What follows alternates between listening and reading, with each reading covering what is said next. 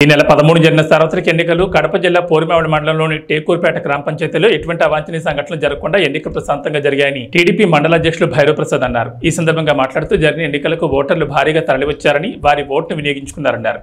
80% polling జరిగిందన్నారు. ఎటువంటి ఘర్షణలు జరగకుండా పోలీసు అధికారులు తమ సిబ్బంది గట్టి బందోబస్తు ఏర్పాటు చేశారన్నారు. ప్రజలు ఇబ్బందులు పడకుండా వైద్యాధికారులు మరియు సిబ్బంది అన్ని ఏర్పాట్లు చేశారని అన్నారు. జరిగిన ఎన్నికల్లో టీడీపీ అధినేత మాజీ ముఖ్యమంత్రి నారా చంద్రబాబు నాయుడు తప్పకుండా ముఖ్యమంత్రి అవుతారని అన్నారు.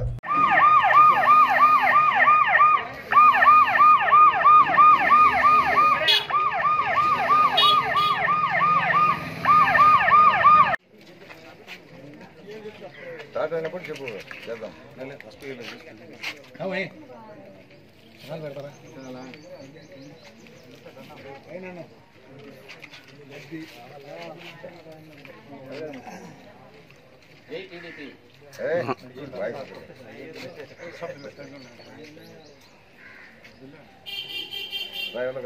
అందరం మేడపడతాం.